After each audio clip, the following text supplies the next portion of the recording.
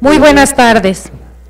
El Instituto de Altos Estudios Nacionales ofrece a ustedes la más cordial bienvenida a este importante acto de lanzamiento del libro 17 contradicciones y el fin del capitalismo, escrito por el reconocido geógrafo y teórico social británico David Harvey. En él, su autor reflexiona sobre la crisis capitalista en curso y el momento histórico en el que nos hallamos. Preside la mesa de honor el doctor Guillaume Long, ministro coordinador de Conocimiento y Talento Humano y rector encargado del IAEN. El doctor David Harvey, director del Centro Nacional de Estrategia para el Derecho del Territorio. Proyecto del IAEN. El economista René Ramírez, secretario de Educación Superior, Ciencia, Tecnología e Innovación. Y el doctor Augusto Barrera, director del Centro de Investigación de Políticas Públicas y Territorio de Flaxo. Agradecemos la presencia de autoridades, docentes, distinguidos asistentes y medios de comunicación. Las crisis son esenciales para la reproducción del capitalismo. Durante tiempos de crisis es cuando se afrontan, reconforman y rediseñan las inestabilidades del capitalismo para crear una nueva versión de él. Se derriban y se devastan muchas cosas para abrir camino a lo nuevo. Las crisis hacen que se tambalee nuestra concepción del mundo y del lugar que en él ocupamos. Y nosotros, habitantes y participantes inquietos de este mundo emergente, tenemos que adaptarnos al nuevo estado de las cosas mediante el consentimiento forzado. Este es el contexto en el que David Harvey ha escrito su libro, 17 contradicciones y el fin del capitalismo. Para dar inicio a este acto, invitamos al doctor Guillaume Long, ministro coordinador de Talento Humano y rector encargado del Instituto de Altos Estudios Nacionales, que se dirigirá a todos los presentes.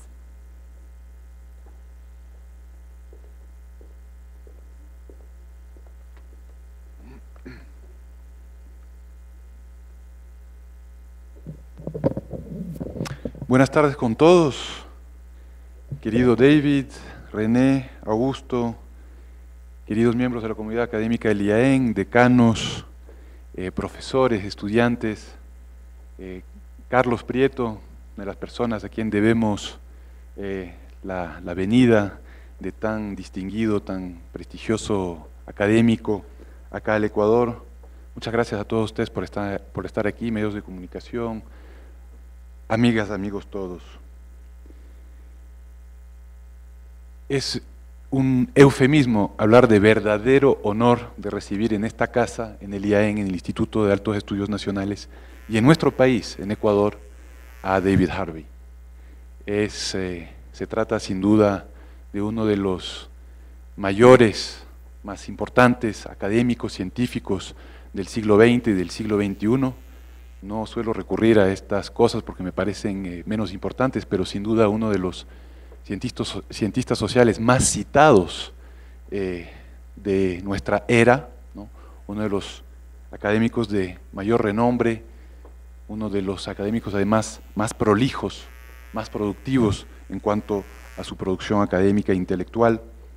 Y qué honor para nosotros poder recibirlo acá en el IAEN, haber tenido además el gusto de compartir con él en estas jornadas del CENEDET, en esta escuela de verano a la que muchos de ustedes pudieron acudir, y además de lanzar su nuevo libro en español acá en Ecuador, desde la mitad del mundo.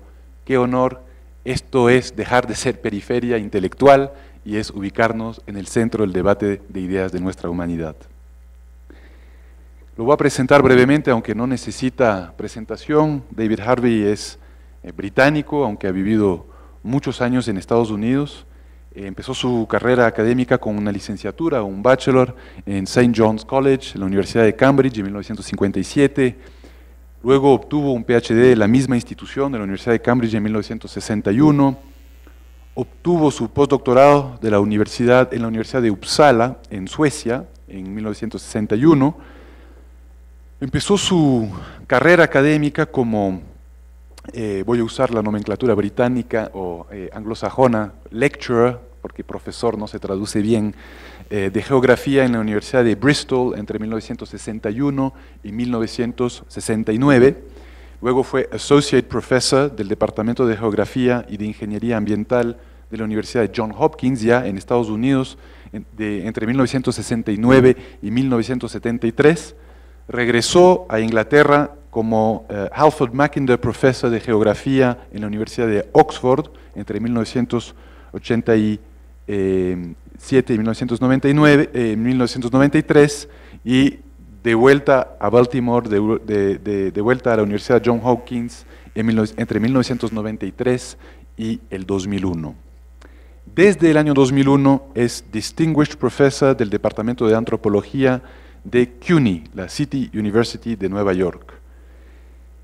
Harvey es más conocido por su acercamiento marxista a la geografía, al espacio y al territorio, la geografía siendo además una disciplina que él transformó profundamente y para siempre, de una disciplina hasta su llegada incluso considerada neutra, ¿no? De alguna manera que tenía que vertir números y estar preocupada por temas demográficos y no por dotarle de contenido ideológico, y una disciplina fundamentalmente vinculada también al dominio colonial, a la agenda territorial colonial, sobre todo hasta la década del 70.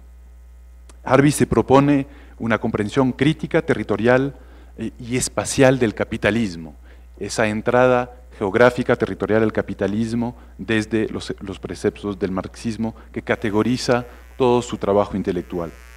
Los disturbios de finales de la década del 60, después del asesinato de Martin Luther King y la repercusión que esto tiene sobre todo sobre el espacio territorial y espacial de Baltimore, le hacen reflexionar mucho sobre varios temas, y uno de los temas en el que se pone a reflexionar y que influenció mucho su obra posterior fue el tema de la ausencia de vivienda, obviamente desde una perspectiva de valor de uso frente al valor de cambio, es decir, desde una aproximación cada vez más marxista. Desde inicios de la década del 60, incluso finales del 60, Harvey ha publicado sin número de artículos, evidentemente, y muchos libros, decenas y decenas de libros. No los voy a nombrar todos aquí, quizás insistir sobre un libro que significó un verdadero cambio de paradigma en la disciplina de geografía. Los voy a traducir al español.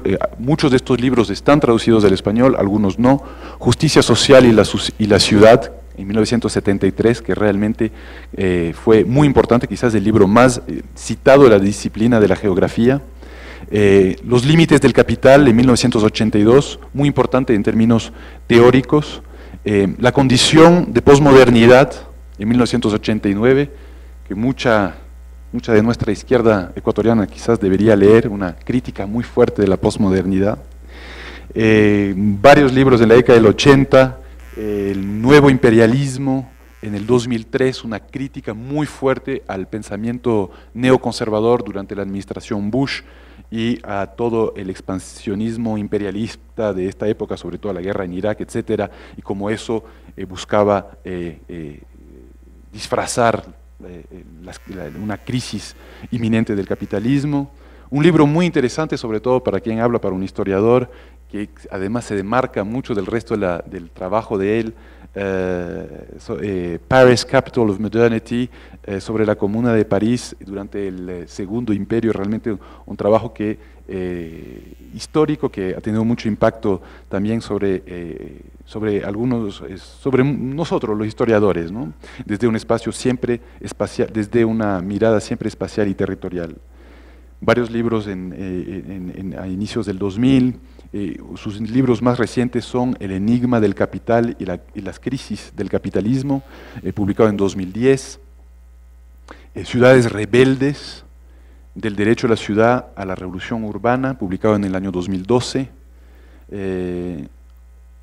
y ahora el libro que lanzamos el día de hoy, 17 contradicciones y el fin del capitalismo, 2014. El trabajo de Harvey sobre Marx y sobre la aplicación del marxismo al capitalismo contemporáneo es abrumador. Tan abrumador que algunos incluso se han atrevido a decir que no hay como leer a Marx hoy en día en el siglo XXI sin leer a Harvey. Otros incluso más atrevidos dicen que hay que leer a Harvey en vez de a Marx. Por lo menos, quizás no me atrevo a decir tanto, pero por lo menos en vez de los áridos tomos 2 y 3 del Capital, la mayoría leemos el tomo 1, y Harvey argumenta incluso de manera muy convincente en este libro que estamos lanzando el día de hoy, que no se puede leer al tomo 1 sin leer a los más áridos, tomos 2 y 3, que son fundamentales, y Harvey nos ayuda mucho en esa tarea, y lo hace de forma muy lúdica, muy agradable, siempre ubicando al pensamiento marxista en el entorno, en la coyuntura actual. Si no las han visto, sus conferencias en línea sobre el Capital son formidables, de nuevo muy lúdicas, muy ágiles, las pueden encontrar en línea, estos videos en donde nos ayuda a entender la relevancia de Marx y del marxismo en el mundo de hoy, con humor, incluso dibujos animados, en realidad muy bien hechos. Él ha jugado ese rol, además de todo su trabajo teórico, académico, de difusión de las ideas del marxismo y de desmistificación de lo que significa casi el estigma, el estereotipo, los lugares comunes y los clichés que a veces, sin haber leído a Marx, gran parte de la humanidad le otorga al marxismo. Su último libro, nos plantea el dilema de la crisis de hoy a través de las 17 contradicciones. Las primeras 14 contradicciones son contradicciones que él saca realmente del Capital de Marx. Las últimas 3 son contradicciones que él identifica que quizás son propias del siglo XXI, quizás eran menos apremiantes en el siglo XIX, sobre todo el tema de los límites del crecimiento en todo sentido, y los problemas ambientales también que enfrentamos hoy de forma mucho más patente que lo hacíamos en el siglo XIX cuando Marx escribía, pero básicamente nos ubica frente a los grandes retos de la humanidad, frente a la crisis del 2007-2008, de la cual no salimos aún. 2 alternativas que para él no son satisfactorias, no son viables históricamente: el retorno a un keynesianismo que algunos países que incluso sigue siendo la base de su modelo de acumulación, como por ejemplo China, o la otra vía que es seguir con la misma ortodoxia neoliberal y la austeridad que obviamente sabemos está destinada al fracaso. Frente a eso nos hace un llamamiento a pensar fuera de la cajita capitalista, sin miedos, y haciéndonos caer en cuenta que muchas de las cosas de sentido común que planteaba Marx, si no se las presenta en una conversación cualquiera con cualquier persona como algo marxista, son muy fáciles de comunicar y frecuentemente son recibidas con mucho agrado. ¡Ah, qué buena idea! Apenas le ponemos esa etiqueta, los prejuicios empiezan. Y es entonces el rol de los intelectuales del siglo XXI y de la izquierda nuestra y los movimientos progresistas tratar realmente de convencer a través de propuestas contrahegemónicas que se vuelvan cada vez más hegemónicas, de que el capitalismo está agotado y que tenemos que pensar otras formas de propiedad y otras formas de relación social. La buena noticia es que, a pesar de que Harvey nos deja hoy noche, vuela a Estados Unidos a medianoche, no es lo último que vamos a ver de él en los próximos meses. Vuelve en octubre. Estábamos hablando ayer, probablemente el año 2015 esté 4 o 5 veces en el Ecuador, yendo y viniendo constantemente entre Estados Unidos y Ecuador. Está comprometido con este nuevo centro, el CENEDET, que ha montado junto a algunos colegas de él acá en el IAEN, y esto es una excelente noticia para nosotros. Estamos felices del triunfo de las jornadas de CENEDET, de la Escuela de Verano de CENEDET este año, y creemos que el CENEDET va a ser un pilar fundamental de este nuevo IAEN que estamos queriendo construir, y de este IAEN que, como siempre lo hemos dicho, tiene que cumplir con 3 grandes propósitos, ¿no? El uno, ser una universidad de posgrado con oferta de maestrías en el ámbito de la ciencia, o incluso ojalá algún día de doctorados, en el ámbito de las ciencias sociales, de las políticas públicas, de la administración pública, que son un poco la razón de ser del IAEN. El gran pilar, segunda razón de ser del IAEN, la formación y la capacitación, la educación continua de nuestros servidores públicos, ser una verdadera escuela de gobierno para nuestros servidores públicos. Y el tercer pilar, que es ser un tanque de pensamiento para el Estado, para la sociedad, para pensar el futuro de forma estratégica, de forma prospectiva y producir investigación en este sentido. Para eso está el CEPROEC, para eso también está el CENEDET, pensando de forma prospectiva estratégica desde el espacio, desde el territorio y desde nuestro derecho al espacio y al territorio. Quiero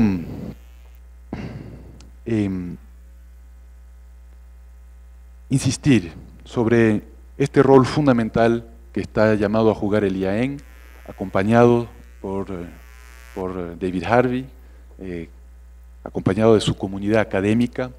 Quiero expresarles también, como rector encargado, estaré ojalá ya muy poco tiempo aquí en esta institución, mi profundo optimismo de que podemos sacar adelante esta institución y hacer de esta una institución de excelencia, no solamente a nivel nacional, sino a nivel regional.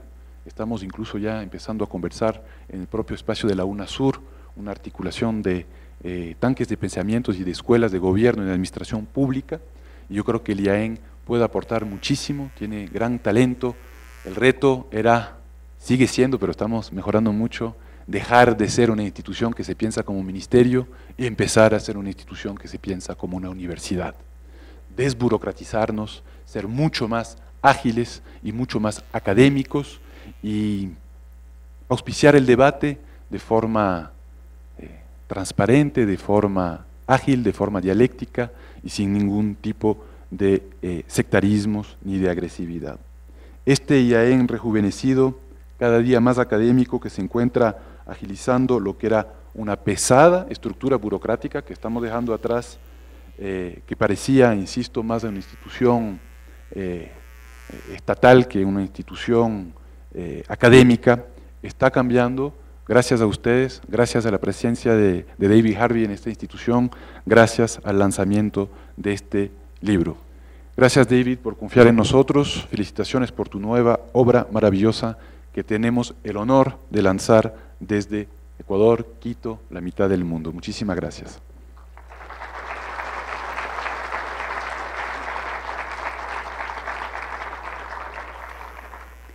Gracias, doctor. Damos paso al doctor David Harvey, director del Centro Nacional de Estrategia para el Derecho del Territorio, para la presentación de su libro 17 contradicciones y el fin del capitalismo.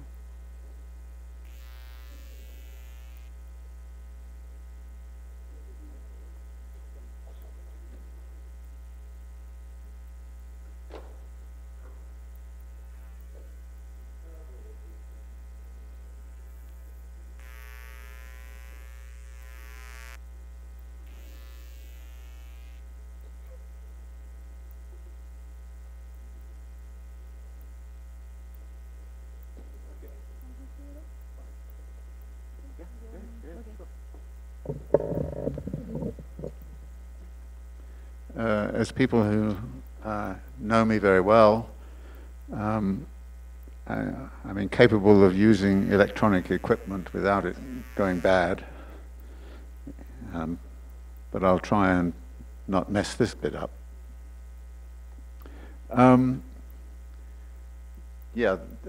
This is my fourth visit to Ecuador, and it's just coming to an end. And part of the mission, as Guillaume pointed out, is to try to help set up this initiative of CENEDET that will be an investigative unit within IAN. And I must say that this is a very exciting project for me. I'm delighted to be here. And I want to thank all of those people, particularly those sitting at the table here, who have helped to make this possible. I don't know Ecuador. I'm beginning to know it a bit better. And I hope that with frequent visits here in the years to come, that I will get to know it very much more. And I hope that we can gather a group of researchers, both international, but I think even more important, from Ecuador, who can help with a variety of projects that we have in mind. This book that we are launching is one of a series, really, that has gone on for some time now. In retrospect, looking back, I realize that I've had a kind of a Marx project. And the Marx project has had, I think, two aspects to it. One is to try to make Marx better understood. Marx is much talked about, but not very well read. And over the years of teaching Marx's Capital, it occurred to me more and more that people needed some help in reading Marx's texts. And unfortunately, in academia, Marx has often been treated as a wonderful opportunity to make somebody who's already complicated, to make somebody like that incomprehensible. So part of my mission has been to try to make Marx comprehensible, and to do it in a variety of ways. One was to do the on-the-web courses, and the other was to produce the companions to volumes 1 and 2 of Capital. But it seemed to me also terribly important to have another wing to it, that not just understanding Marx, but trying to help people understand how helpful it is to understand Marx if you want to understand many of the difficulties that we currently face in the world. So this work carried over into trying to show how Marxian theory made some sort of sense in relationship to processes of urbanization, and I've been writing on that front for some time. Also I think trying to indicate how Marx is relevant to understanding the contemporary conjuncture, particularly since the year 2000 or so. And since 2000, I've had a sequence of books, and a sequence which tried to look at imperialism, neoliberalism, and then with the enigma of capital, to try to give a sort of an overview of how the theory actually matched what is going on in many people's daily lives. The idea of doing the contradictions book, these things often occur by accident, but it had occurred to me that something should be said along these lines, because the word contradiction is a very Marxist word, and it's a word that is a little bit complicated. And I often found myself and others using it as a way of getting out of explaining things. The typical Marxist response to a situation where you can't understand what the hell is going on is to say, well, it's a contradiction, isn't it? And that's not really very satisfactory. So I thought I would try to dissect what the contradictions of capital were. And as I did so, of course, and this is one of the marvelous things that comes out of studying Marx, new angles as to what it was that Marx was saying became apparent, new ways of thinking about the contemporary dilemma became much more salient to me. So it turned out to be a very exciting project, and one that I think for me, I always kind of think, well, maybe this is the last book I write until I write the next one. But this is, I think, one that dissects Marx's mode of approach and Marx's mode of thinking in a way that I think can help make sense of many of the dilemmas that we face in the world today. Now, there are 17 contradictions, and it's not my intention to talk about them here. We fortunately now have a translation of the book, and I want to thank Carlos Prieto here for fantastic work he does on translation. I think, Carlos, you've been in charge of almost every book ever translated into Spanish, and you always make sure the translations are really good. And this is a really good translation, I'm told. And I'm even more delighted that this Marx project that I have in mind can be helped on its way by a new initiative in publishing. That is a new initiative which is going to make texts like this very cheaply available to a large segment of the population. The trouble with former translations into Spanish was that they were done in Madrid and they were extremely expensive, which of course doesn't necessarily deter people because they have ways, as you know, of finding PDFs and things which then circulate, which is fine. And I think but now I think setting it up this way is a far more efficient and effective way of disseminating. Because I think one of the issues that is, I think, with us right now is disseminating radical ideas in a situation where in many parts of the world the climate is very hostile to Marxist ways of thinking and Marxist critique. So this is then just one aspect of what is happening here, and we celebrate not simply the publication of the Spanish translation of this book, but also the inauguration of this new initiative. And I hope that people will support it in every way they can. Now, these contradictions that I'm talking about need, I think, to be put a little bit in context. Because one of the things I learned in writing the book is how no contradiction stands alone. Contradictions tend to mesh together, they hang together. And this makes for a rather complicated read of the text, because you have to bear in mind that this contradiction relates to that contradiction.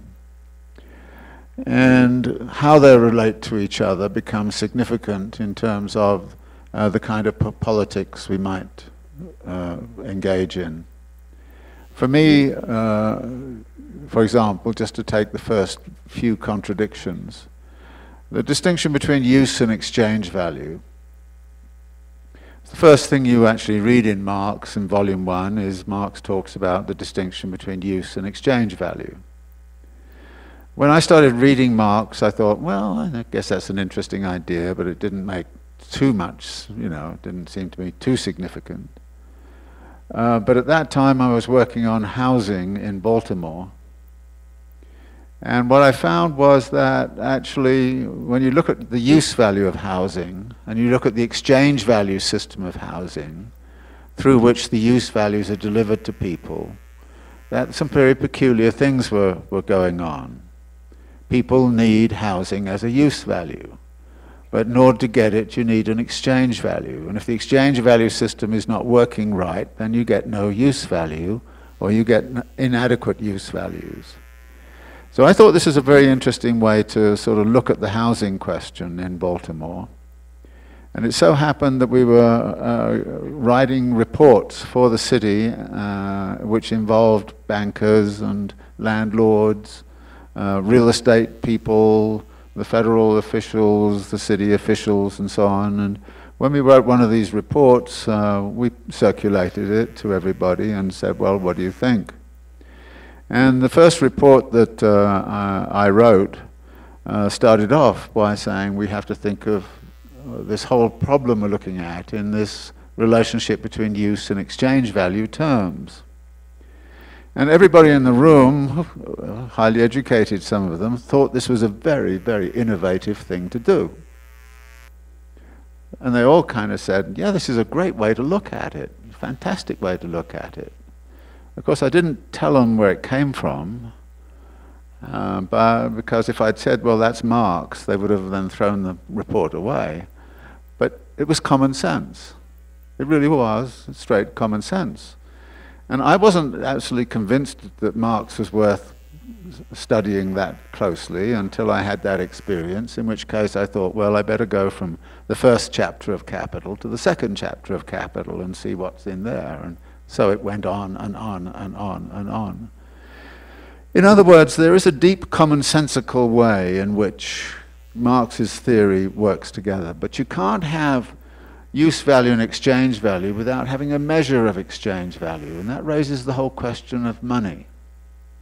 And what's the relationship between money and value? And why is it that we value things in money terms? And by the way, isn't it strange that value, which is a social relation, it's really about the social labor we do for others. Why is it that the value, that value, gets expressed in these money terms, and the power of that money can be appropriated by private persons? So, and none of that works without there actually being private property. And private property can't work without having an institutional set of arrangements, like a state apparatus, to enforce that private property. So suddenly you see all of these contradictions: use and exchange value, money and value, money and private property and exchange, money and private property exchange and the state. All of those contradictions hanging together. And the thing that occurred to me more and more is that one of the strengths of capitalism, but also one of its weaknesses, is the way in which those oppositions hang together. Sometimes you see a situation in which use and exchange value can actually get out of order, as they plainly have done in housing markets in the Northern Hemisphere in recent times. So that happens. But then you can use one other part of the contradiction, like the state apparatus and private property, to work through and contain that use value and exchange value dilemma. But there are then other moments where actually the problems with the state apparatus reinforces the difficulties between use and exchange value. For example, the subprime crisis in housing in the United States was partly a product of the way in which monetary values escaped any kind of relationship with real values. It was partly a product of the way in which the state apparatus was actually fomenting private property ownership in sections of the population who really were not economically equipped to handle it.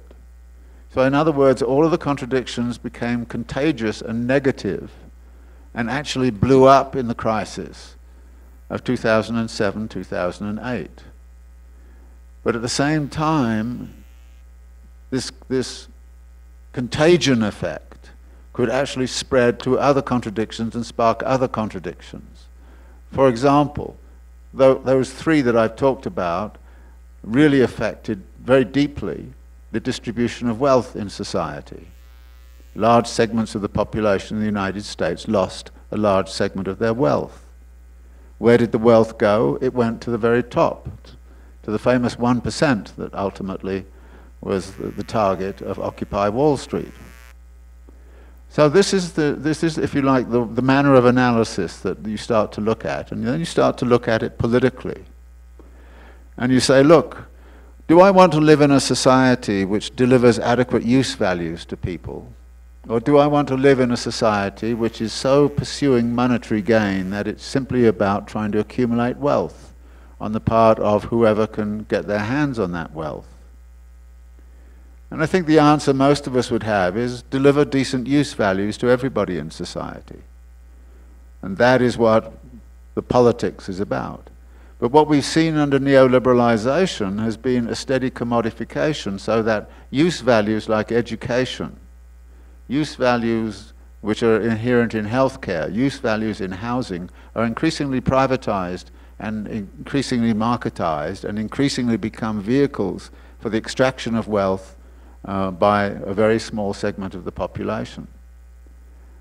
When you see that going together, you kind of say, well, we want a politics which actually goes in the other direction. Now, you can't actually change it all overnight. I mean, Marx had the idea, abolish exchange value.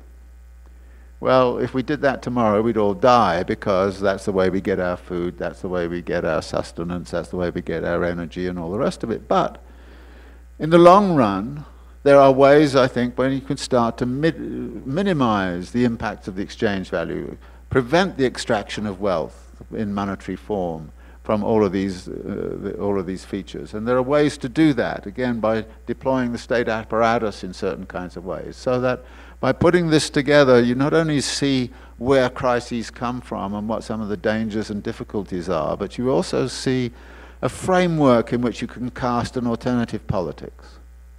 And that was something that was a terribly important finding for me, that by working through the contradictions, you got this framework. Use values should have preference over exchange values. Value, social labor we do for others, should have precedence over the monetary representation of that value. The private appropriation of social value should be checked as far as possible. Private property in the state should not work in the way they've been working under neoliberalization. They should be working in the other way around. And in fact, we should find new ways to define property. We should find new ways to actually manage collective, common property. And these are the kinds of politics that come out of the analysis. So I hope if you read the book, you'll not only appreciate the way in which the contradictions work together, but also try and appreciate, I think, the political strategies that emerge from a study of those contradictions. Now, I've never made the argument that I've got everything all right, you know, because there are plenty of other contradictions you can look at than the ones that I isolated. I worked with 17. I didn't want to work with 57 because that would be just too much. But I think the 17 give a good flavor of what an anti-capitalist politics was about. In other words, by working through the contradictions and seeing which way capital is taking those contradictions and how capital is using and managing and sometimes tripping over those contradictions, you can define an anti-capitalist politics that says we can do it in the other way. And this, to me, is also, I think, a very important part of the project. It doesn't give you immediate policies. It doesn't tell you what to do tomorrow on the street in a demonstration. But what it does do is to create a framework of thinking about an alternative world and what that alternative world should be about. And that, I hope, is the one big thing that people will get out of reading this book. Now, I'm here, and you have the chance to read the book. I want to hear what some of these folk think about it. So let me leave it there. Thank you.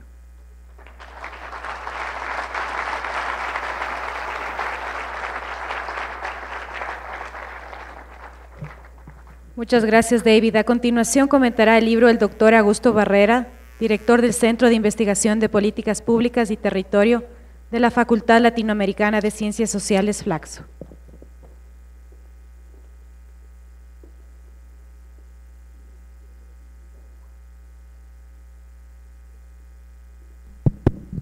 Buenas tardes con todas y todos. Sí, aquí estoy muy cómodo. Bueno, primero quiero agradecerles por la invitación y quiero agradecer a esta iniciativa del IAEN. Me parece que es un paso extraordinariamente valioso, importantísimo, y quiero públicamente plantear nuestra enorme disposición desde ahora en este centro, en Aflaxo, de consolidar una relación productiva, académica y políticamente. Creo que es nuestro deber hacer eso. Y por supuesto agradecer muchísimo el compromiso con este país y con las luchas que David Harvey ha tenido. En el tiempo que tengo voy a tratar de plantear algunas reflexiones, unas de carácter más conceptual, pero efectivamente no quiero eludir el reto de colocar algunos temas de nuestra propia actualidad, porque estoy completamente convencido que el sentido más rico de la reflexión que este texto de las 17 contradicciones y el fin del capitalismo nos plantean es reflexionar de nuestra práctica, desde nuestra práctica. Yo en este sentido creo plenamente en la enorme potencia transformadora que tiene el pensamiento crítico y particularmente el marxismo, y creo que es nuestro deber, por lo tanto, hacer esa recreación. Entonces, este es el elemento que voy a plantear. El texto de David Harvey tiene una profundidad y una perspicacia extraordinaria y recupera en clave contemporánea gran parte de la deriva que el propio marxismo o que en el propio marxismo quedó después del inmenso despojo, voy a utilizar esas palabras y las palabras que él utiliza, de la pillería monumental que implicó el fin del sistema socialista. Y quiero en este sentido reflexionar sobre tres aspectos que me parecen tremendamente valiosos y luego voy a plantear otras 7 títulos de reflexiones que me parece que la urgencia de la actualidad nos plantea. El primero que reivindico y que me parece muy importante del libro que estamos presentando es la búsqueda de la globalidad, de la totalidad, de la articulación. Mientras es evidente hasta para el más ciego el infinito proceso de centralización y globalización financiera y económica, la reconfiguración de poderes mundiales, me parece que lo que hemos vivido estos días es muy decidor, pero también el proceso de alienación global, mientras todo eso ocurre, desde el lado de la resistencia y de la construcción de otros mundos posibles, no solamente que hemos sufrido los resultados geopolíticos de la caída del socialismo real, sino lo que es más grave, se ha difundido la autoconvicción de que lo que se dio en llamar como metarrelatos habían terminado, y con ello también la pretensión o la posibilidad de construir un programa de interpretación y de transformación global. Yo no quiero con esto ni mucho menos dejar de valorar la diversidad y el florecimiento de muy potentes y diversas corrientes de pensamiento crítico, ni quiero dejar de reconocer en la orilla de la sociedad las extraordinarias formas de resistencia a las opresiones que generalmente han sido silenciadas, como las de género, y casi siempre invisibilizadas. No obstante, si nosotros analizamos esto en una perspectiva histórica, esas trayectorias planteadas así son brutalmente asimétricas. Mientras el capital, para utilizar los términos de Harvey, penetra y coloniza nuevos territorios del planeta y se mete en todos los espacios de la vida, muchos de los ámbitos de la resistencia y de la construcción de un nuevo mundo, muchos de los ámbitos institucionales, sociales, nacionales, globales, antiglobales, tienen profundas dificultades o directamente carecen o carecemos de una visión totalizadora. Yo creo que en este sentido el aporte que hace este trabajo de poder identificar la disección metodológica de la identificación sobre el motor y el capital y sobre esas contradicciones recupera y alienta la enorme potencialidad política y transformadora de muchas de las luchas que en este momento se construyen desarticuladas, en sus más específicas y a veces ínfimas, entre comillas, especificidades, y en más de una ocasión en un rol funcional al propio capital. Cito lo que dice Harvey: ninguna de estas directrices, huelga decirlo, trasciende o sustituye la importancia de librar la guerra contra el resto de formas de discriminación, opresión y represión violenta presentes sistemáticamente en el capitalismo. Creo que el primer aporte extraordinario es la pretensión de plantearnos una comprensión articuladora. El segundo aporte que me parece extraordinario es la conexión entre teoría y práctica, la voluntad transformadora. Y creo que esto se plantea muy adecuadamente en este texto. Somos de quienes suscribimos totalmente la creencia, cito, de que por medio del pensamiento y la acción consciente podemos cambiar para mejorar tanto el mundo en que vivimos como a nosotros mismos. Venimos de esa tradición. Me parece que el análisis que Harvey ha hecho en relación al derecho a la ciudad plantea una figura que es extraordinaria. Cuando hablamos de cambiar la ciudad, estamos hablando de cambiar nosotros mismos. Esto es así. No estamos cambiando un objeto externos a nosotros mismos. En este sentido, para mí es particularmente sugestiva, sugerente, interesante esta taxonomía que hace de las contradicciones, en fundamentales, cambiantes y peligrosas, y el hecho de que deliberadamente reconoce que elude la definición de contradicciones fatales para evitar precisamente la fatalidad de creer que el capitalismo caerá por sus propios pies. Eso no es así, eso no es así. Esta comprensión mecánica, aquella de que el fin del capitalismo es un proceso irremediable, mecánica, de máquina, del marxismo, no solo fue desastrosa por la inadecuada articulación conceptual y práctica entre estructura y agencia, sino sobre todo porque generalizó la pereza de identificar en cada condición geohistórica concreta el mosaico de contradicciones y de actores que configuran una oportunidad de cambio. El libro nos alienta, sin duda, a atar la comprensión con una voluntad transformadora en un contexto global, pero con nuestra especificidad. El tercer elemento que valoro mucho de este libro es esa doble condición de denuncia y de programa. Muchas de las contradicciones son construidas y descritas de la manera más lacerante. Los infinitos procesos de desigualdad en los que aún nuestras propias sociedades viven.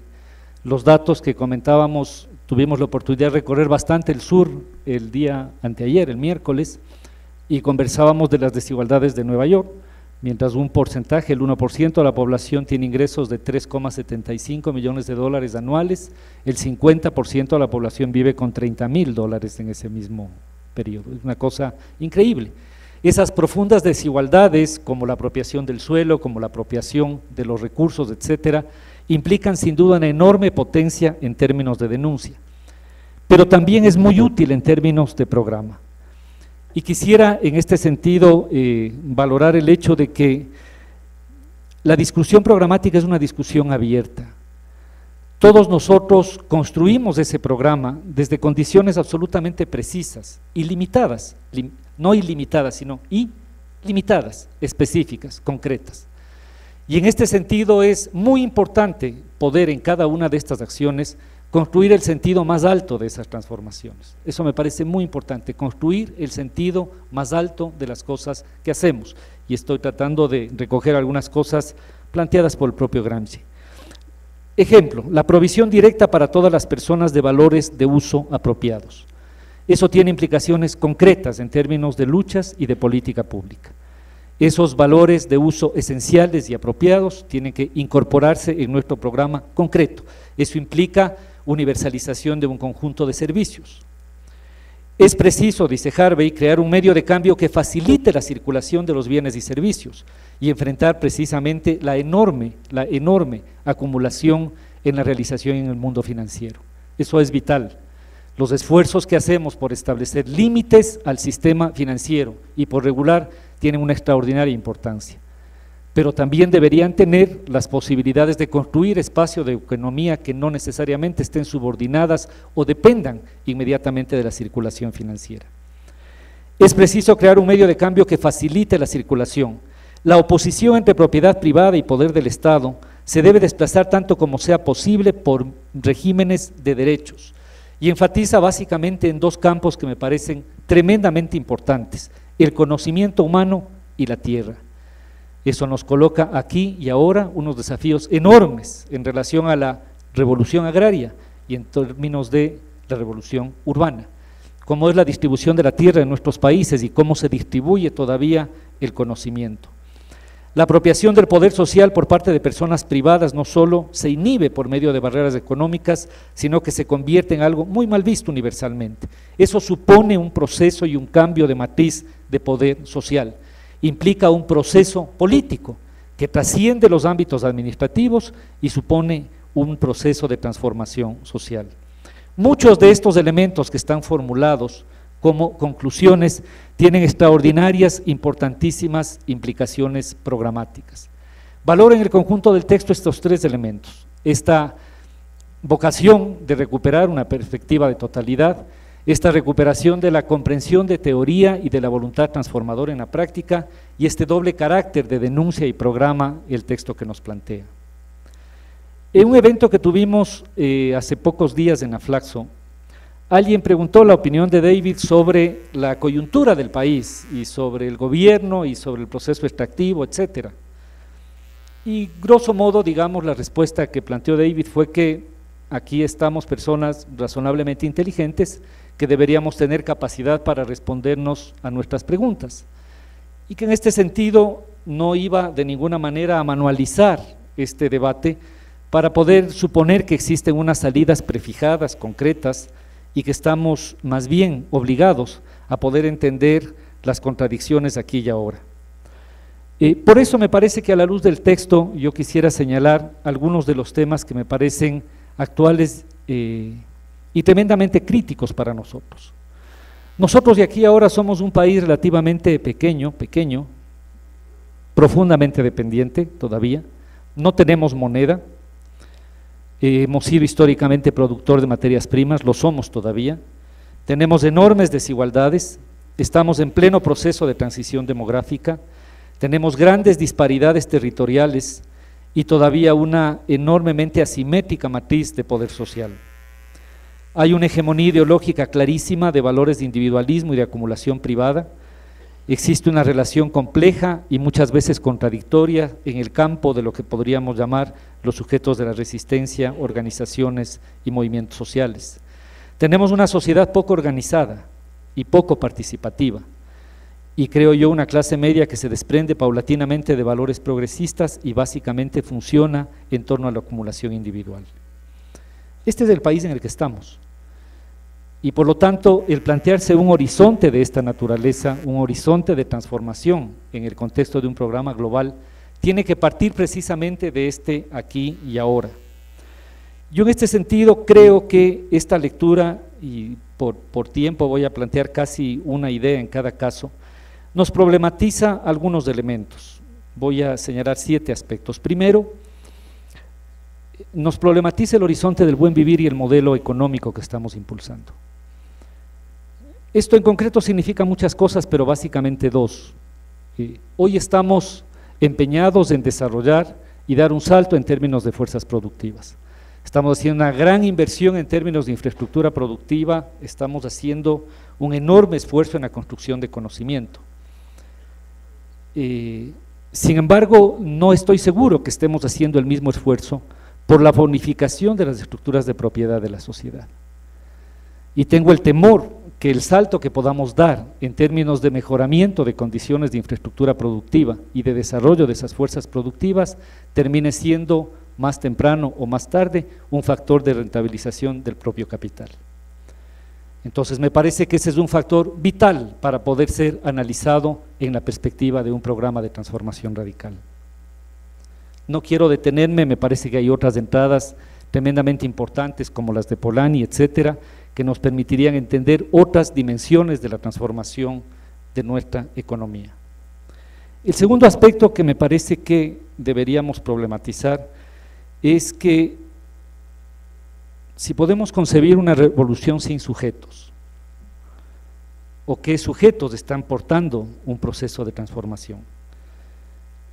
Yo creo que hemos vivido en el caso ecuatoriano un proceso de cambio que tiene unas características que intrínsecamente no son ni buenas ni malas. Quiero señalar algunas cosas. Y digo, no es ni buena ni mala porque no me parece que cabe una calificación moral, me parece que es necesario identificar para situar las potencialidades y los límites que eso tiene. Este cambio ocurre no por una revolución social, ocurre por un proceso electoral. No se trata de una revolución social y eso implica, por lo tanto, la convivencia con un conjunto de instituciones y órdenes del viejo régimen. En segundo lugar, no responde a un largo proceso de acumulación orgánica y política. No es un proceso como el boliviano, aunque en este momento uno pudiera encontrar muchísimas similitudes, no es exactamente un proceso como el boliviano, aunque sería ciego y arrogante no rastrear los antecedentes históricos y las luchas mediatas e inmediatas que han hecho posible el momento en que vivimos hoy. Pero no estamos hablando de una coalición social robusta y de un proceso orgánico construido en décadas. Estamos hablando básicamente de un triunfo electoral.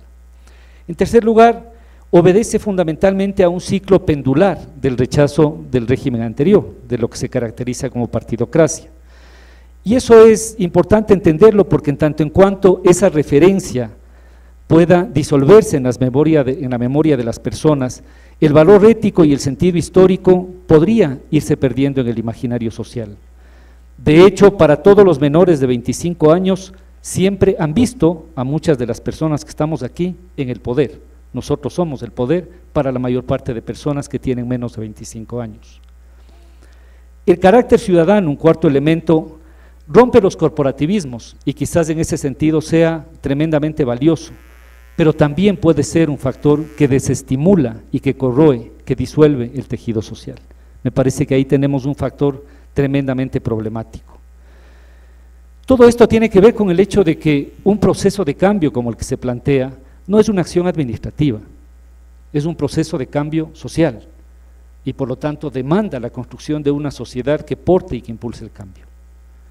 Y entonces vuelvo a la pregunta planteada de si podemos tener una revolución sin sujetos, o para plantearlo de otra manera, cuáles son los sujetos que pueden impulsar esta transformación.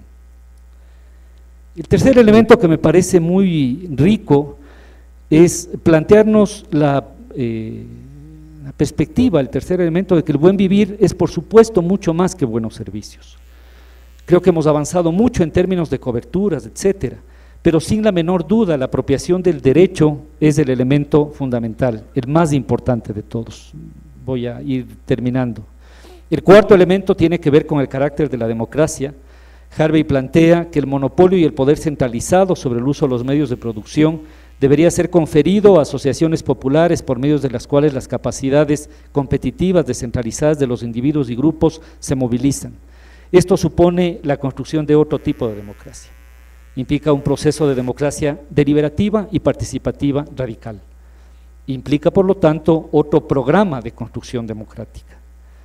Un quinto aspecto que planteo tiene que ver con la necesidad de asumir como propias las luchas por la democratización social y cultural.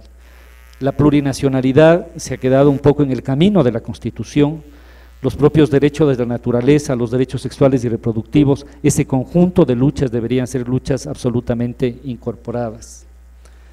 6. La ética y la pedagogía del poder. No podemos ser iguales a nuestros enemigos, y creo que en el capítulo de humanismo revolucionario David hace un razonamiento extraordinariamente potente, y cierro con eso, precisamente con el humanismo revolucionario. Las revoluciones cambian a las personas y a las sociedades. No es o no son procesos de evangelización ni un ejercicio de educación bancaria, para utilizar las palabras de Paulo Freire. La creencia de que por medio del pensamiento y la acción consciente podemos cambiar para mejor es un elemento que debe ser procesado y validado socialmente.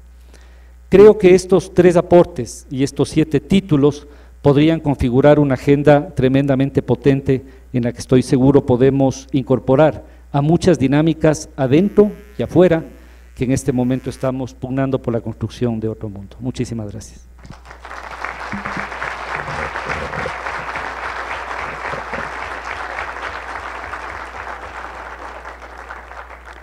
Muchas gracias, doctor. Para finalizar, invitamos a comentar el libro de David Harvey al economista René Ramírez, secretario de Educación Superior, Ciencia, Tecnología e Innovación.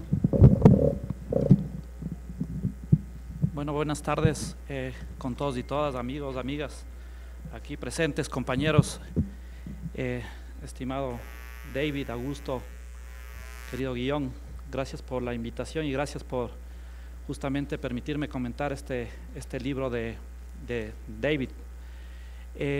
Quisiera en estos minutos abordar 4 puntos principalmente. Primero, una mirada global, no me voy a detener en cada uno de los 17 contradicciones, sino los macropostulados del libro y el objetivo utópico. El segundo son lineamientos importantes para pensar el futuro del capital, ¿no? Que creo que es importante. Algunos que pude extraer, los principales del libro de Harvey, que tenemos que reflexionar muy concienzudamente todos nosotros.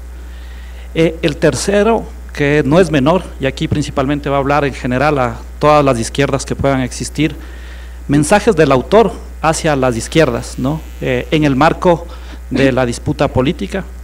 Y finalmente, si es que el tiempo alcanza, algo que para mí es fundamental, que es pensar no la gran transformación, como piensa en este caso David Harvey, sino algo que para los pueblos, en este caso de Sudamérica y muchos pueblos, es fundamental, es esa gran transición que viabilizaría esa gran transformación.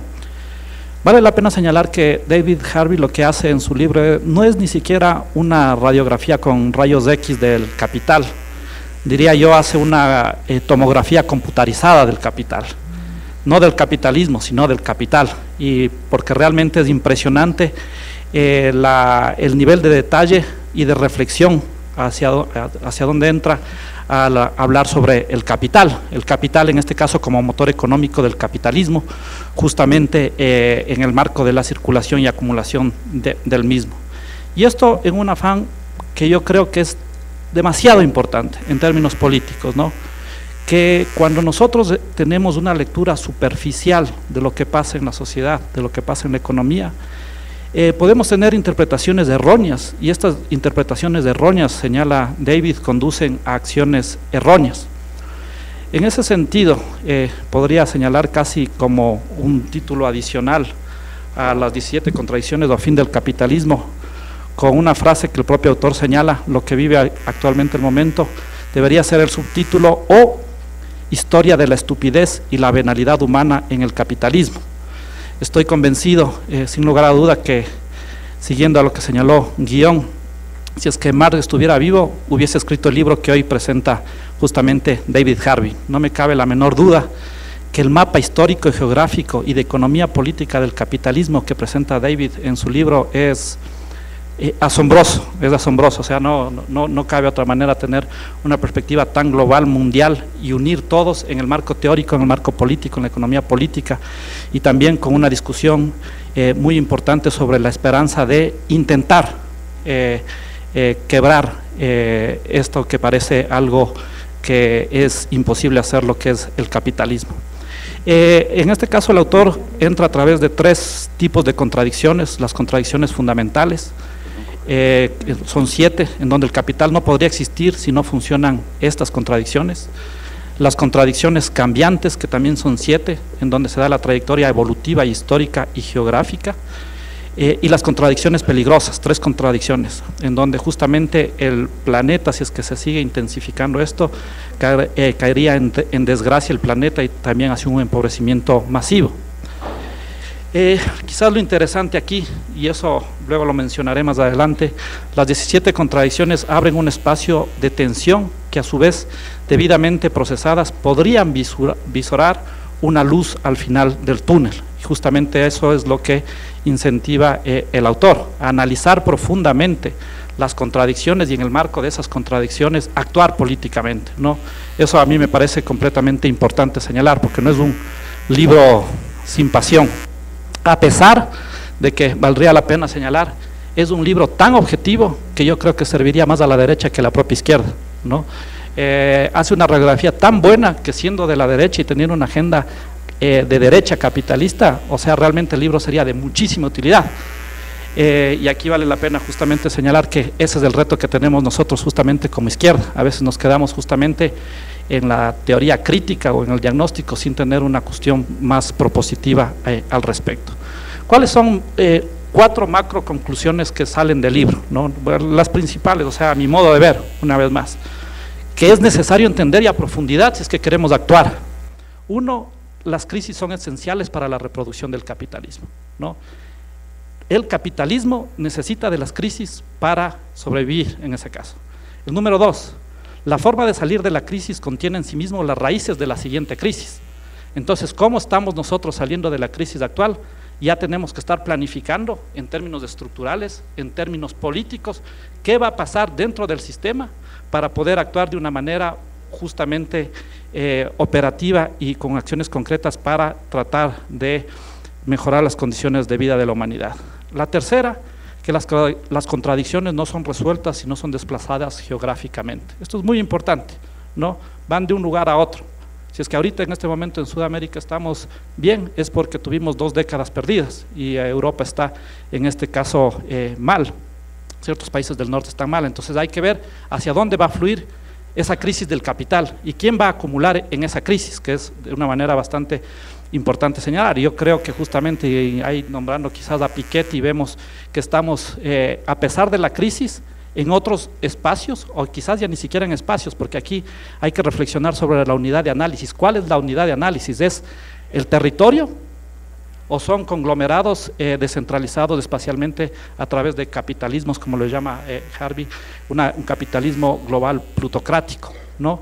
Si es que se da esa crisis en una parte del mundo, existen en este caso procesos de hiperacumulación en este grupo, en esta nueva clase mundial. Y el cuarto es que las crisis son momentos de transformación en los que el capital suele reinventarse, ¿no? Fundamental.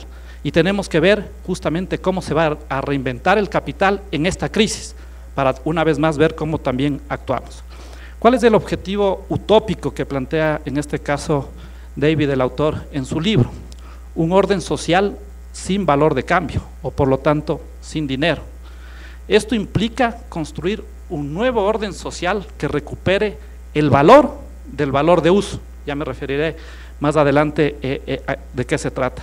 Y en ese marco, algo que plantea es la necesidad de diseñar como un planteamiento, y dice: toda la izquierda, toda la fuerza intelectual de la izquierda debería estar pensando en lo siguiente: la necesidad de diseñar formas de cuasi dinero que faciliten el intercambio, pero que inhiban la apropiación privada de riqueza y de poder social.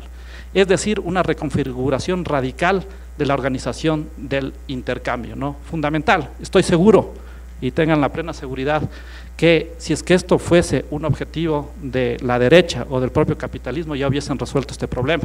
Lo que sí vale la pena señalar es que justamente a la izquierda le falta esa capacidad, a mi modo de ver, innovadora que tiene la izquierda, que tiene la derecha sistemáticamente, y ha llevado realmente, desgraciadamente, a la injusticia social que tienen en nuestro mundo. En este marco también plantea algo que habría que trabajar mucho más, es la renta básica como también un mecanismo de acceso mínimo a valores de uso colectivamente gestionados, como uno de los temas fundamentales para salir en este caso de la problemática señalada. ¿Cuáles son temas que son importantes para reflexionar sobre el futuro del capital? Y aquí pensemos en el marco del Ecuador, no únicamente en el marco a nivel mundial. El futuro del capital está en manos de los rentistas y no del capitalismo industrial, ¿no? Y esto es fundamental. Pensemos en Ecuador, ¿no? Generalmente cuando uno describe a la economía ecuatoriana siempre dice es primario exportador.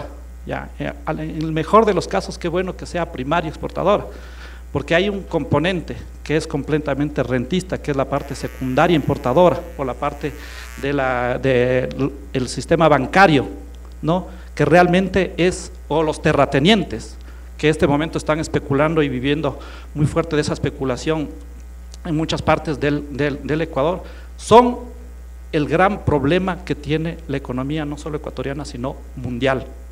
¿A quién me refiero?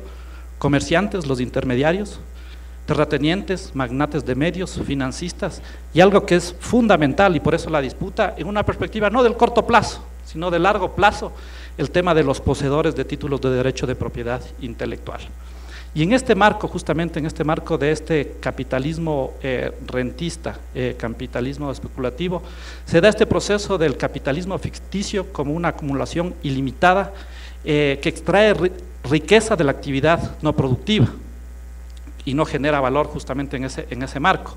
Y aquí hay que ver justamente el rol que ha jugado el dinero electrónico en el marco de la producción de esto. El otro tema fundamental que tenemos que tener muy claro, que de aquí, o sea, como parte del pasado y que de aquí, yo diría muchas décadas, va a seguir jugando un rol fundamental, es el rol del dinero en su papel de financiarización especulativa para sacar rentas, ¿no? Eso también veamos qué implica en el caso del Ecuador. Hay un tema que también quisiera tratar y que creo que es importante señalar, a mi modo de ver, configura otro equilibrio que no necesariamente es nombrado en el libro, es el tema de cuál es el rol de la pobreza y de la desigualdad en el equilibrio del capitalismo, ¿no? A veces me da la impresión que tantas contradicciones y sin embargo se mueve el sistema, y sin embargo se sigue reproduciendo, y sin embargo sigue viviendo, y no solo eso, sino que sigue concentrando su poder en pocas manos, su riqueza económica en pocas manos. Y en ese marco un concepto que a mí personalmente me gusta y que creo que está pasando y que creo que debería ser un tema fundamental abordado por la izquierda, ¿no? Es el tema de este grupo de población que adapta sus preferencias a su miserable situación, lo que John Elster denomina las uvas amargas. ¿Por qué? Porque no únicamente el equilibrio del capital, a mi modo de ver, se da por esa tasa de crecimiento del 3%, que señala en este caso David, que puede ser en diferentes lugares más o menos crecimiento, sino que a mi modo de ver también se da en la medida de cuánta pobreza puede soportar nuestras sociedades y por lo tanto cuánta desigualdad y acumulación pueden soportar nuestras sociedades. ¿Por qué? Porque cuánto nivel de consumo mínimo puede vivir un pobre y cuánto nivel de pobreza aguanta el capitalismo para no producir una crisis de demanda agregada. No se trata de que el capitalismo, y aquí esto es muy importante lo que señala en un párrafo el autor, no pueda sobrevivir a sus contradicciones, sino que el costo de hacerlo resulta inaceptable para la mayoría de la población, es el propio cinismo del capitalismo. ¿Por qué? El capitalismo al final de cuentas, en todas estas contradicciones, sobrevive, y sobrevive muy bien, casi como sobrevive cualquier sistema ecológico dentro del mundo de la naturaleza no humana. ¿Y cuáles son estrategias que ha hecho el propio capitalismo para sobrevivir? Y aquí es cuando uno se pone a analizar en qué medida el propio sistema capitalista tiene de una mano visible y en qué medida el sistema capitalista tiene de una mano invisible, que le hace que tenga la fuerza reproductora para poder sobrevivir ya algunos siglos. Y en ese marco son temas demográficos, temas ambientales que ya me hablaré al respecto. Procesos sistemáticos de sobrevivencia en el que el capital no solo es circulación de producción de valor, sino también destrucción como parte de la sobrevivencia. El capital sistemáticamente también destruye, una vez más, acordémonos de las 2 décadas perdidas de crecimiento en América Latina. También, ¿qué hace el capital? La privatización de bienes públicos o la famosa práctica de la obsolescencia programada. Y aquí quizás en el marco de la obsolescencia programada, un nuevo rol, a mi modo de ver, que lo señala Harvey, pero yo creo que va a tener mucho más preponderancia en las próximas décadas, es lo que Hart y Negri llaman el cambio del trabajo material hacia el cambio inmaterial en el marco de la acumulación del capital.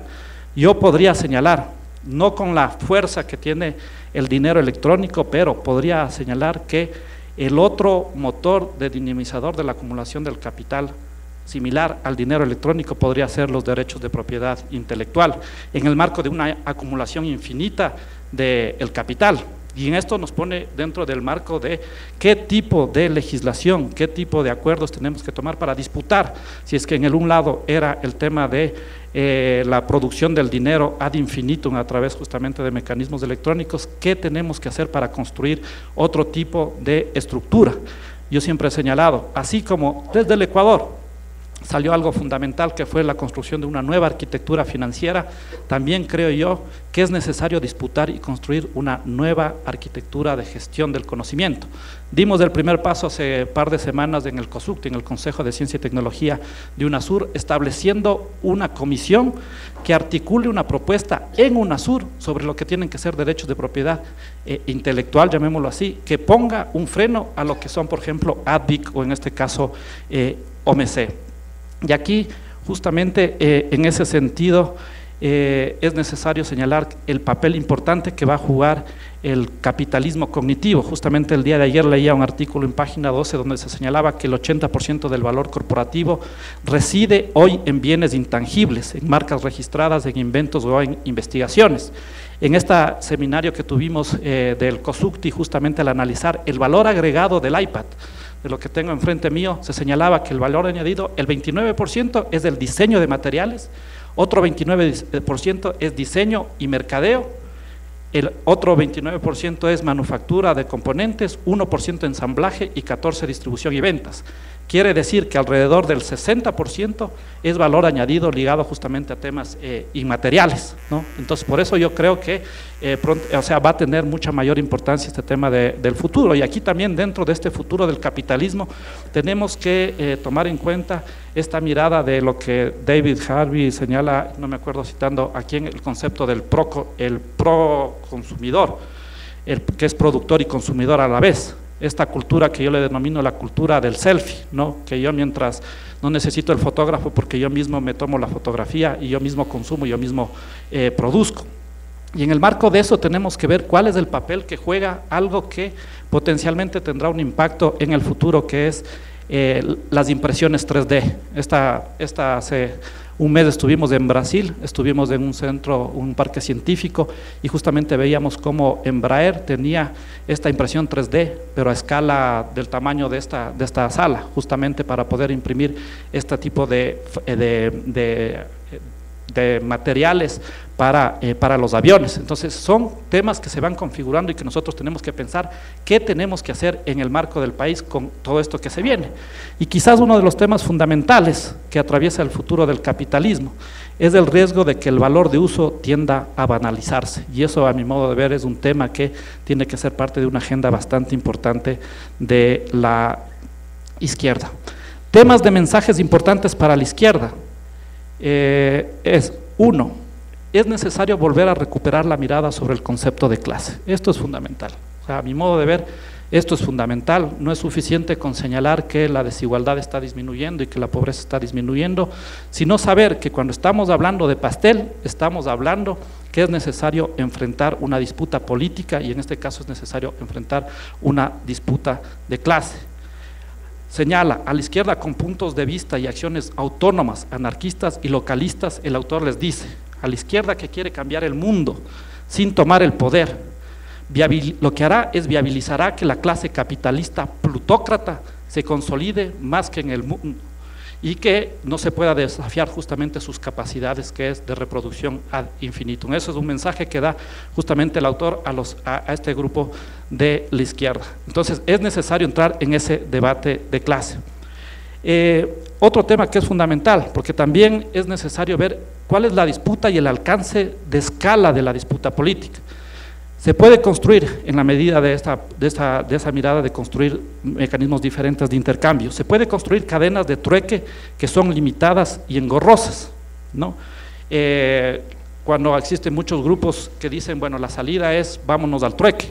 ¿En qué medida el trueque puede ser un mecanismo real de disputar la acumulación, la circulación del capital a una escala macro? Entonces, frente a eso justamente se necesita otro tipo de mecanismos que sean más realistas y que realmente entren en la disputa.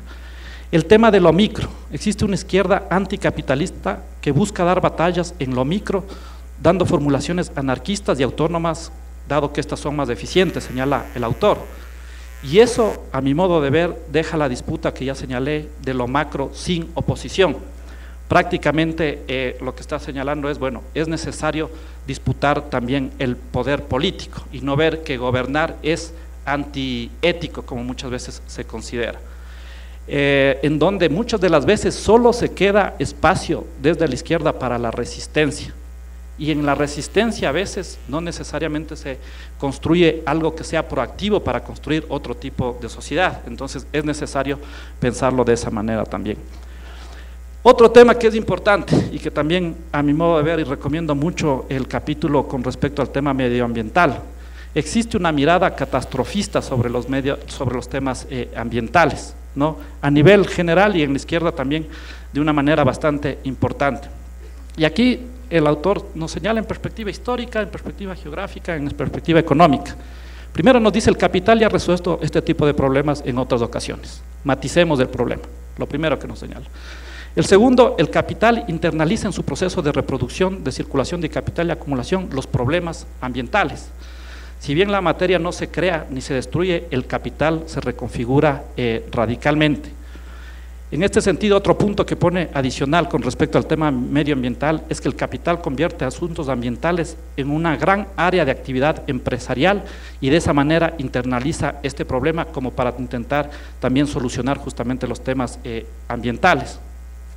Un cuarto punto es que es perfectamente posible, y esto es lo catastrófico que señala el autor, es perfectamente posible que el capital continúe circulando y acumulando en medio de catástrofes medioambientales. Buena de la parte de la población en este momento, señala el autor, es superflua y es desechable de facto, o sea, existe, esto es un hecho. Y en ese sentido, y leo textualmente lo que dice el autor, el concepto de naturaleza que subyace a varias filosofías ecologistas se oponen radicalmente a lo que el capital debe imponer para poder reproducirse. El ecologismo con frecuencia prefiere ignorar por completo la ecología que está construyendo el capital e intereses por cuestiones que son separables desde su dinámica fundamental.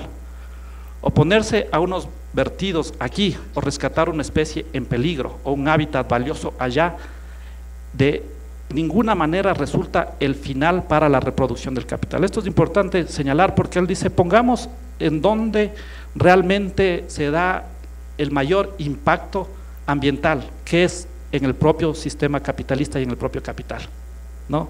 Entonces le dice, o sea, a la izquierda señala, veamos dónde tenemos que actuar si es que realmente queremos tener una mirada ecológica. Y lo que realmente hace más daño, en este caso el autor lo señala, es el crecimiento exponencial que justamente genera una degradación cancerosa dentro de la economía en general. ¿Y qué hace daño a la relación capital-naturaleza? Principalmente la clase rentista improductiva que busca monopolios, señala el autor. Un sistema que es intensivo en energía y en capital, pero que cada vez exige menos mano de obra. Y tres, la colonización de nuestro mundo de la vida por el capital que cada vez se acelera cotidianamente. Frente a eso justamente señala la necesidad de una revuelta de la naturaleza, ¿no? Pero esta revuelta de la naturaleza es la revuelta de la naturaleza de la propia humanidad y en ese sentido incorpora a la naturaleza como parte del propio sistema ecológico del capital. Fundamental, porque generalmente cuando se hacen los análisis medioambientales se separa por un lado el medio ambiente y por otro lado el sistema económico. Y en ese sentido, y quizás para terminar, el tema que a mi modo de ver es fundamental repensarnos como país, como proyecto político, es el tema de la transición, ¿no? Si es que nosotros queremos construir otro orden posible, ese otro orden posible no se hace fortuitamente, no nos cae de la noche a la mañana, sino tienen que ser acciones concretas y políticas, ¿no? Y señala, y eso es importante señalar, no, el capitalismo no es algo que será ad infinitum, ¿no?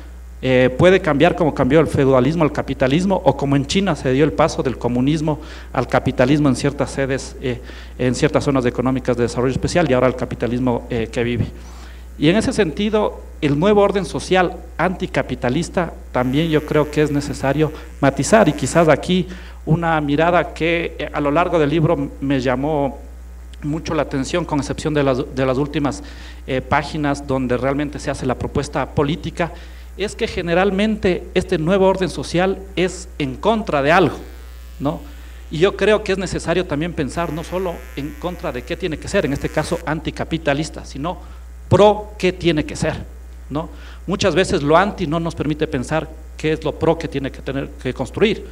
Y eso es fundamental porque a más de la teoría crítica, yo sí creo que se necesita una teoría también utópica como lo presenta el autor, pero mezclando las dos cosas a la vez.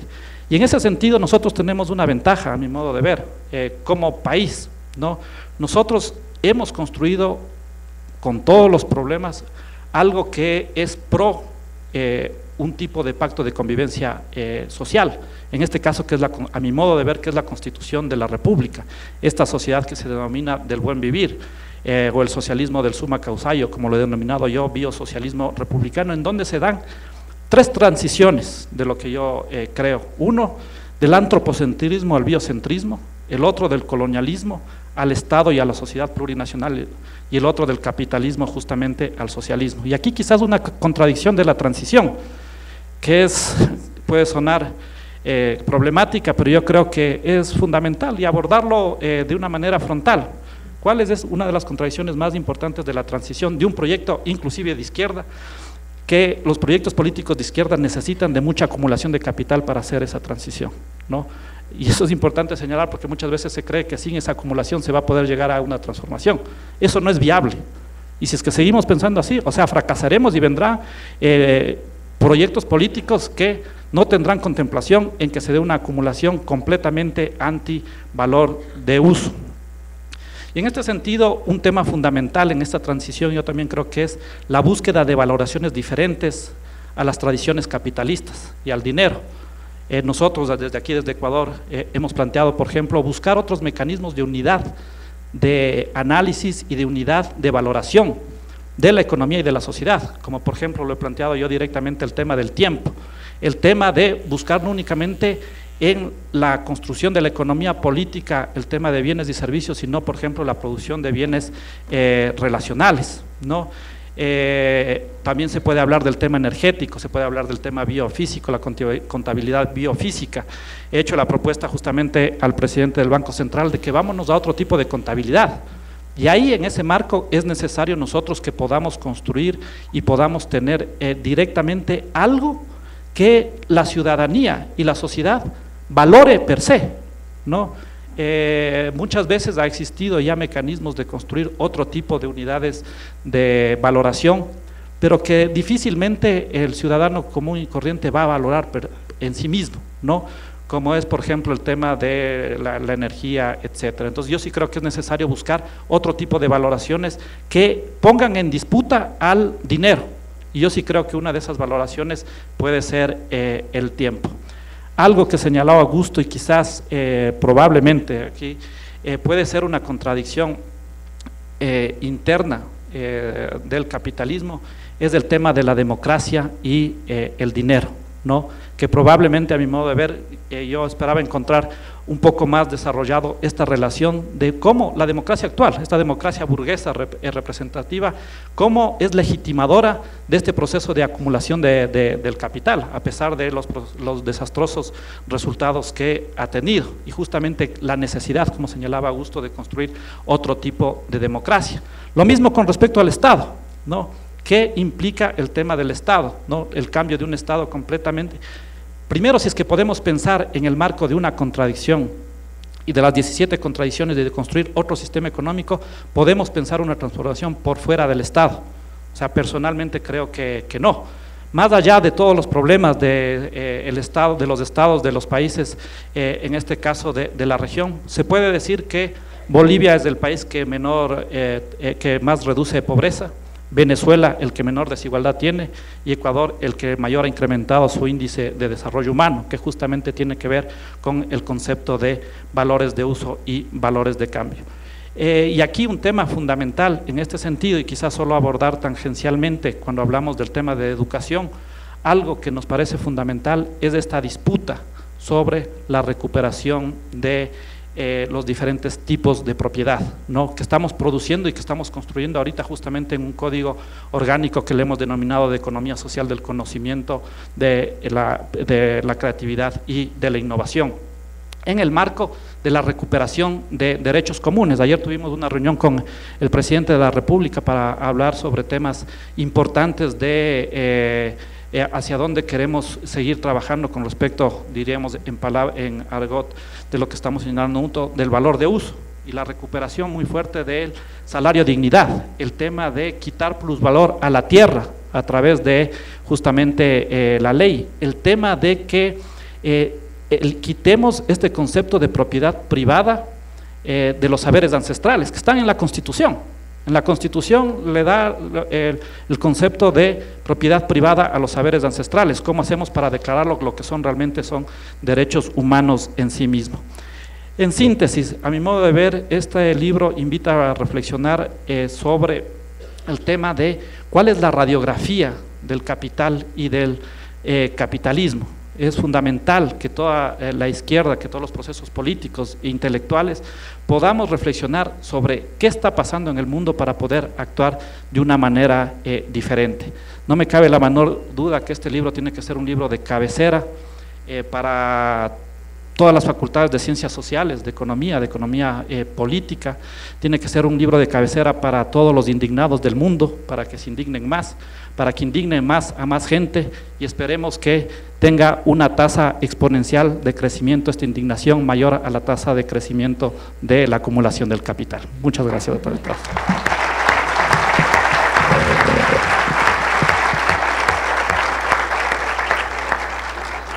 Muchas gracias, economista. Les informamos que en la parte posterior del auditorio ustedes podrán adquirir el libro del doctor David Harvey. Además, invitamos a todos los presentes a un cóctel que se servirá en la parte externa del auditorio. De esta manera concluimos el evento de lanzamiento del libro 17 contradicciones y el fin del capitalismo. Muchas gracias por su presencia. Buenas noches.